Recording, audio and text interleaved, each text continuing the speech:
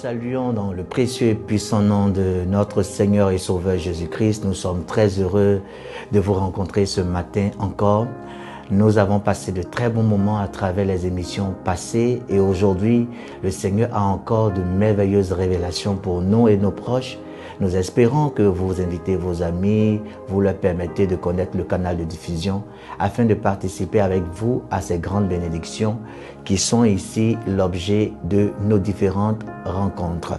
Aujourd'hui, j'aimerais partager avec vous un sujet des plus importants. Ce sujet-là, il est pas trop connu, mais il est dans la Bible et malheureusement, plusieurs n'en parlent pas. Il s'agit donc des parrain de vie. J'aimerais que tu écrives, si tu suis avec moi, parrain de vie. Alors, on va prendre ensemble en Romains chapitre 5, verset 18. Ainsi donc, comme par une seule faute, les conséquences de cette faute furent envers tous les hommes en condamnation. Ainsi aussi par une seule justice, les conséquences de cette justice furent envers tous les hommes par justification de vie. Dieu opère avec les parrains de vie concernant le sort final des hommes. Dieu opère avec les parrains de vie concernant le sort final des hommes. Qui sont-ils les parrains de vie? Les parrains de vie, c'est des prototypes et les premiers représentants légaux d'un modèle de l'humanité devant Dieu. Dieu, avant de créer une espèce, crée un prototype, c'est-à-dire un représentant légal qui représente tous ceux qui sortiront dans l'espèce à travers cette personne. Alors, nous avons des parrains de vie. Nous ne sommes pas juste des hommes créés en groupe. Il y a un homme qui est venu avant tous et celui-là nous représentait dans ses actes et dans ses méfaits. On vient de le voir tout à l'heure, la Bible dit « Par l'obéissance d'un seul, tous sont rendus justes et par la désobéissance d'un seul, tous sont rendus pécheurs. » Les deux Adams dans la Bible sont des parrains de vie. Alors nous allons voir en 1 Corinthiens chapitre 15 verset 45. La Bible dit, c'est ainsi aussi qu'il est écrit. Le premier homme Adam devint une âme vivante. Le dernier Adam un esprit vivifiant. La Bible ici met en état deux Adams. Le premier Adam et le second Adam. Le premier était un homme, le second était un esprit vivifiant. Alors, comment Dieu regarde le monde? Dieu regarde le monde à travers les parrains de vie. Le regard de Dieu sur le monde est d'abord en termes de parrainage. Dieu croit que nous appartenons tous à un type d'homme dans ce monde. Et nous n'avons pas été créés comme ça. Nous avons tous été créés à partir d'abord d'un prototype qui nous représentait devant Dieu. Et nous suivons le prototype selon les actions que ce prototype commet. Si jamais il commet de bonnes actions ou si jamais il commet de mauvaises actions, cela est imputé à toute l'espèce qui sort à travers ce prototype. Alors je vais vous demander de venir avec moi dans un autre passage dans le livre de Romains chapitre 3 verset 23 où la Bible dit qu'à tous ont péché et n'atteignent pas la gloire de Dieu. Alors cela est très important de comprendre que beaucoup d'hommes n'étaient pas encore nés et la Bible dit que tous ont péché et n'atteignent pas la gloire de Dieu. D'autres versions disent car tous ont péché et sont privés de la gloire de Dieu. Comment est-ce que n'étant pas né, je peux être compris dans ce jugement qui a eu lieu avant ma naissance? C'est parce que le Seigneur Dieu a un regard de parrainage sur le monde. Dieu regarde l'action du prototype, il regarde l'action du parrain. Il regarde l'action de ton représentant pour juger toute l'espèce. Quoique nous n'étions pas encore nés, nous sommes compris dans ce jugement. Ce verset, il est clair, car tous, et non quelques-uns, car tous ont péché et sont privés de la gloire de Dieu. Quelqu'un pourrait donc s'exclamer, je n'ai pas péché parce que je n'étais pas encore né, je ne suis pas encore de ce monde, c'est dernièrement que j'ai vu la terre. Comment est-ce que je peux faire partie de ceux qui sont déclarés pécheurs? C'est parce que le regard de Dieu à l'égard du monde est un regard de parrainage. Dieu regarde le prototype, il regarde le représentant légal d'un modèle de l'humanité et il juge toute l'espèce. Et il est très important de comprendre cette manière de faire de Dieu parce que cela implique toute destinée sur la terre. Alors, vous allez voir avec moi que c'est pour cela que nous avons besoin tous d'un sauveur. Si nous pouvons avoir été placés dans un groupe alors que nous n'étions pas encore de ce monde, cela implique que nous devons maintenant faire le choix du groupe auquel nous voulons appartenir. À quel type de parrain de vie nous voulons appartenir. Tous sont condamnés en Adam, qui est le premier parrain de vie, parce que Adam a échoué. Adam était un homme créé à l'image et à la ressemblance de Dieu. C'était un homme que Dieu visitait tous les jours dans le jardin pour essayer de lui donner toutes les instructions nécessaires afin qu'il puisse régner en maître sur la terre. Mais Adam a été visité par sa femme qui elle aussi a été visitée par le serpent et tous ont capitulé. Alors le parrain de vie étant Adam, représentant du genre humain en ce temps-là, va donc permettre un jugement sur toute l'espèce humaine. Voilà pourquoi la Bible dit qu'à tous ont péché et sont privés de la gloire de Dieu. Alors nous sommes tous condamnés en Adam. Si Adam demeure notre seul et unique parrain de vie. Je vais vous demander de venir avec moi dans 2 Corinthiens chapitre 5 verset 21 où la Bible dit « Celui qui n'a pas connu le péché, il a fait devenir péché pour nous, afin que nous devenions en lui la justice de Dieu. » Alors cela est très important de comprendre que Dieu parle d'un autre parrain de vie. Et ce parrain de vie, il s'agit de notre Seigneur et Sauveur Jésus-Christ. La Bible dit, lui qui n'avait jamais péché, Dieu a fait qu'il devienne péché pour nous, afin que par son action pour nous, nous devenions en lui la justice de Dieu. Alors comment est-ce que le Seigneur Jésus pose juste une action et tous ceux qui croient en lui sont déclarés justes par la foi? Parce que le Seigneur a un regard sur le monde, un regard de parrainage. Jésus seul a posé cette action de justice et tous ceux qui croient en lui sont pour autant justes.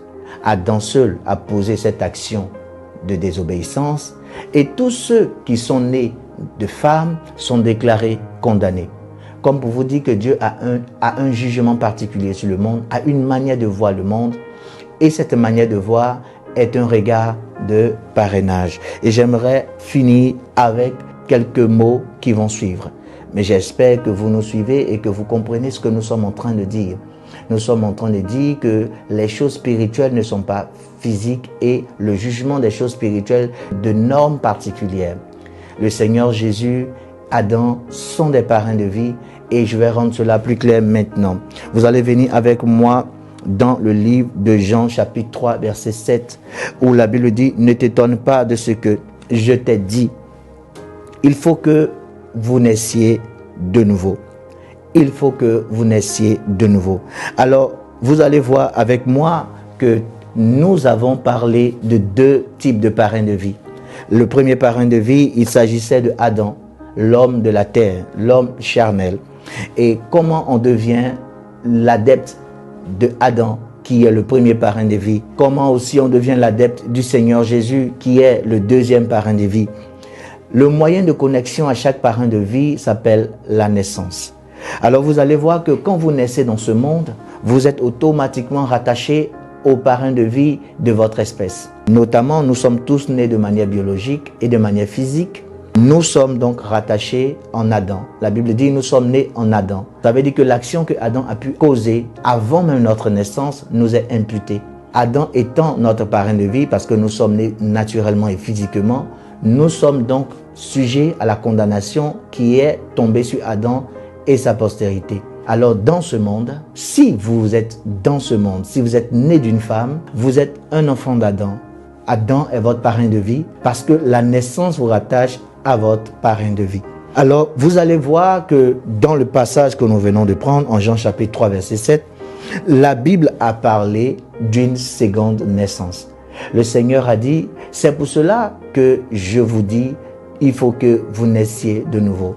Il était en face d'un docteur de la loi en Israël, qui était un érudit des Écritures, Nicodème, qui était en face de Jésus, écoutant cet enseignement sur le parrainage. Il voulait comprendre comment réaliser les œuvres dans le royaume de Dieu. Et le Seigneur lui faisait état de ce qu'il fallait qu'il naisse encore, quoi qu'il soit déjà vieux. Alors cet homme a demandé au Seigneur, devrais-je encore entrer dans le ventre de ma mère et ressortir une seconde fois? Et Jésus dit, toi qui es docteur en Israël, tu ne connais pas ces choses. Malheureusement, beaucoup d'hommes ont essayé d'enseigner, ont essayé de prêcher, ont essayé de présenter la parole sans avoir compris cet aspect des choses. Nous sommes tous en train de penser comme Nicodème a pu penser. Nous croyons que nous devons entrer dans le ventre de nos mères et sortir à nouveau. Pour ceux qui croient qu'ils ne devraient pas le faire et qui devraient naître spirituellement et par l'esprit, ils pensent cela sans véritablement comprendre le principe. En réalité, le principe n'est pas le fait juste de naître de nouveau, mais c'est le fait que la nouvelle naissance nous rattache à un nouveau parrain. La Bible nous fait état de ce que Adam était un premier parrain de vie. Son action de désobéissance a créé une condamnation qui s'est abattue sur tout homme qui vit dans ce monde. Cela a donné raison à ce passage qui nous dit car tous ont péché et sont privés de la gloire de Dieu. La Bible parle d'un second Adam et donc un second parrain de vie qui parle ici à Nicodème et qui nous demande de naître de nouveau. Pourquoi? Parce que la naissance est le moyen par lequel nous sommes connectés à un parrain de vie. La première naissance, qui est la naissance biologique et physique, nous a rattachés au premier parent de vie qui est Adam. Quoique nous n'étions pas nés, nous sommes de facto compris dans le jugement qui est lié à Adam. Si nous voulons être compris dans le jugement qui est lié à l'obéissance que Christ a eu accomplie par le Père, nous devons donc naître de nouveau car c'est le moyen par lequel nous nous rattachons à un parrain de vie. Je relis le passage pour que vous compreniez mieux. En Jean chapitre 3 verset 7, la Bible dit « Ne t'étonne pas de ce que je t'ai dit. Il faut que vous naissiez de nouveau. » Cela est impératif. Tant que vous ne naissiez pas de nouveau, vous restez attachés au premier parrain de vie car nous sommes attachés à nos parrains de vie par la naissance. Nous sommes tous nés d'une femme, nous sommes donc nés biologiquement, nous sommes donc nés physiquement et nous sommes rattachés au parrain de vie de la terre, celui que la Bible appelle le parrain de vie humain. Mais le second parrain de vie, lui, la Bible dit, il est un esprit vivifiant. Il est un esprit vivifiant. Cela sous-entend que la naissance qui est rattachée à ce parrain de vie est une naissance par l'esprit ou une naissance spirituelle.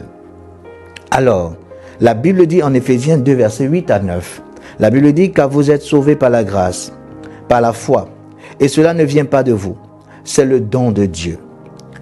Non pas sur le principe des œuvres, afin que personne ne se glorifie. Vous êtes sauvés à cause de votre parrain de vie en réalité, et non à cause de vos propres œuvres. Nous subissons le jugement qui s'est abattu sur le parrain de vie et son action devant Dieu. Le premier parrain de vie a eu une désobéissance et la Bible dit « Nous sommes tous condamnés en Adam, car tous ont péché et sont privés de la gloire de Dieu. » Le deuxième parrain de vie qui est Jésus-Christ a commis une action de justice. Et la Bible dit « Il a ainsi justifié tout homme. » Alors nous sommes justifiés lorsque nous nous attachons à ce parrain de vie. Mais cela n'est pas automatique, comme je vous l'ai dit tantôt. C'est à travers la naissance que nous sommes connectés à un parrain de vie. De même qu'une naissance naturelle nous a connectés en Adam, la naissance spirituelle va nous connecter au Seigneur Jésus. Gloire à Dieu. Alors j'aimerais vous emmener à prendre une décision avant de finir notre rencontre ce matin. Vous savez, en fait, le paradis et l'enfer éternel sont toujours un choix personnel. Cela est très important de savoir que nous sommes dans ce monde au milieu de plusieurs choix importants. Le choix de la femme ou de l'homme avec lequel nous allons vivre, le choix du moment de faire des enfants, le choix du travail que nous voulons pratiquer, le choix du pays où nous voulons résider, ainsi de suite. À travers tous ces multiples choix, les choix les plus importants sont les choix les plus déterminants, notamment le choix de notre éternité. Et il est très important de savoir que là où tu iras après la vie sur cette terre est plus important que toute autre chose dans ce monde. La Bible appelle la chose principale, la Bible appelle l'essentiel. Alors venez avec moi dans le livre de 2 Timothée 2, verset 19, où la Bible dit « Toutefois, le solide fondement de Dieu demeure. Ayant ce sceau, le Seigneur connaît ceux qui lui appartiennent. » Alors cela est très important. Alors beaucoup d'universalistes pourraient dire, si Jésus est mort et que cela est imputé à tout homme, pourquoi encore est-ce qu'il est nécessaire de pouvoir faire un choix alors que la mort de Jésus nous a tous justifiés? Alors je vous disais tantôt qu'il fallait une naissance pour être rattaché à un parrain de vie. Et le passage que nous venons de lire est aussi très important parce qu'il dit qu'il y a des gens qui appartiennent à Dieu. Alors si ceux qui lui appartiennent est une expression que nous devons considérer, cela veut dire que tous ne lui appartiennent pas. Tout dépend du parrain de vie auquel nous sommes connectés. Je relis le passage. La Bible dit « Toutefois, le solide fondement de Dieu demeure, ayant ce sceau. Le Seigneur connaît ceux qui lui appartiennent et qu'il se retire de l'iniquité quiconque prononce le nom du Seigneur ou quiconque confesse la seigneurie de Jésus sur sa vie. Alors cela est très important de comprendre la différence entre le péché et l'iniquité. Et il y a eu tellement de définitions à ce sujet. Mais en réalité, l'iniquité, il s'agit donc du fait que nous ne soyons pas attachés à Dieu. Donc, premièrement, nous commettons un acte inique parce que nous transgressons une règle établie pour gérer ou réguler un système particulier. Par exemple, en justice, on parlerait d'un juge inique parce qu'il travaille en ne respectant pas les tests. Par exemple, une personne de riche et de plus riche qu'une autre personne pauvre qui sont en conflit face au juge, le juge penchant son jugement en faveur du riche à cause des intérêts qu'il pourrait obtenir est un juge inique parce qu'il devrait donc s'appuyer sur les tests et non sur ses propres intérêts. Alors l'iniquité, c'est le fait qu'une règle soit établie gérant un système particulier et que nous contournions cette règle. L'expression iniquité veut dire pervertir. Alors cela veut dire se détourner du modèle. Nous ne pouvons pas donc penser tout de suite au péché. Quand la Bible nous demande de pouvoir nous éloigner de l'iniquité parce que nous appartenons au Seigneur, la Bible dit simplement que quoi que nous ayons Jésus comme notre parrain de vie, il y a un danger encore qui nous guette, celui de ne pas aller vers d'autres dieux et celui de ne pas profaner la chose sacrée et ses dérivés. Et cela est très très important. Mais ce sur quoi j'aimerais vraiment insister dans ce passage, c'est que le Seigneur connaît ceux qui lui appartiennent. Cela veut dire que tous ne lui appartiennent pas. Il est le créateur de l'humanité, mais il a créé des prototypes qui sont pour nous des représentants modèles face à un type d'humanité. La Bible dit nous sommes tous hommes, mais il y a des hommes qui sont en Adam et il y a des hommes qui sont en Christ. Comme il y a des hommes qui sont dans le premier Adam et il y a des hommes qui sont dans le second Adam. Par la naissance naturelle et physique, nous appartenons au premier Adam qui déjà est condamné parce qu'il a commis un acte de désobéissance. Mais par la naissance nouvelle ou la seconde naissance, nous appartiendrons au second Adam parce que son acte de justice nous sera imputé. J'espère avoir été assez clair et je vous invite aujourd'hui à prendre une décision et à faire le choix du parrain de vie auquel vous voulez être rattaché. Que la grâce du Seigneur soit avec vous. Veillez pour partager ce message autour de vous. Shalom chez vous. Si vous avez été touché par ce message et que vous désirez donner votre vie au Seigneur Jésus, faites cette prière avec moi. Père Céleste, je viens à toi au nom de Jésus. Ta parole dit en Acte 2, verset 21.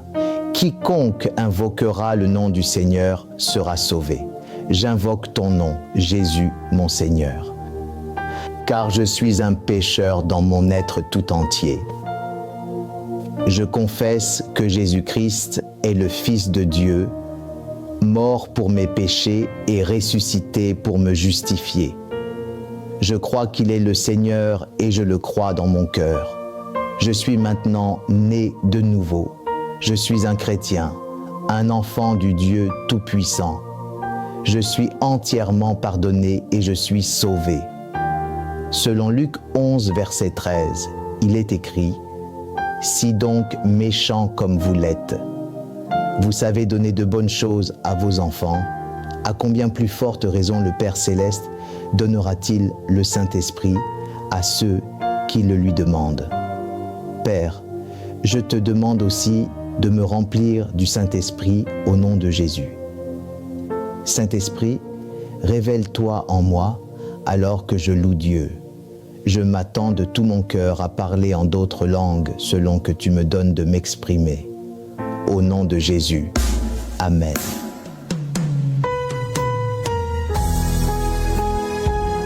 Ça y est, vous êtes nés de nouveau. Louez Dieu un instant et répétez à voix haute toutes les syllabes qui vous viennent à l'esprit en ce moment même par la foi.